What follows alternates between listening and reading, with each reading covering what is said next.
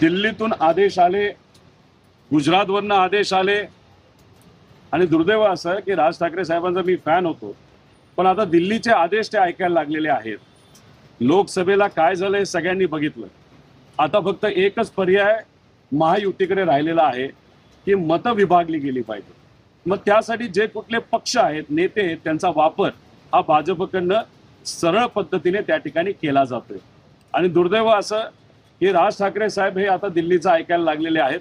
त्यामुळे अशा नेत्यांना नाहीतर पक्षांना सामान्य लोक मतविभागणीसाठी वापरणाऱ्या नेत्यांना आणि पक्षाला काय म्हणतात तर सुपारीबाज पक्ष, सुपारीबाज नेते असं कुठेतरी म्हणायला लागलेले आहेत। त्याच्याच बरोबर काही मतदारसंघामध्ये मुद्दामून सत्तेत असणारे जे लोक आहेत, जसं माझा मतदारसंघ, काही लोकांना मतविभागणीसाठी तिथं उभं केलं जाईल, अपक्ष असेल नाही तर पक्षाच्या माध्यमातून। त्यामुळे हे जे काय चाललंय हे सामान्य लोकांना माहिती, म्हणूनच सामान्य लोकांनी एक शब्द काढलाय, सुपारीबाज नेते आणि सुपारीबाज पक्ष।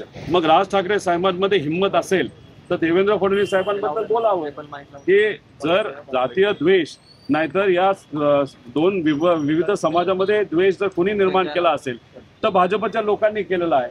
तर प्रत्यक्ष अप्रत्यक्षपणे भाजपचा जर फायदा होत असेल असेच जर वक्तव्य राज ठाकरे साहेब करत असतील तर राज ठाकरे साहेबांनाच विचारावं की भाजपबद्दल तुम्हाला काय वाटतं, त्यांनी द्वेष पेरला नाही का, गुजरातची गुलामीगिरी या भाजपच्या नेत्यांनी केली नाही का, महाराष्ट्राचे प्रोजेक्ट हे तिथं गुजरातमध्ये कोणी नेले, भाजपने नेले। मग राज ठाकरे साहेबांना मला अजून एक विचारायचं आहे, गेल्या लोकसभेला तुम्ही का मोदी साहेबांच्या विरोधात बोलत होता, का बीजेपीच्या विरोधात बोलत होता, मग का त्यावेळेस बोलत होता की इथल्या युवांना हाताला काम मिळत नाही? आता तरी कुठं काम मिळालेलं आहे? उलट बेरोजगारी मोठ्या प्रमाणात वाढलेली आहे।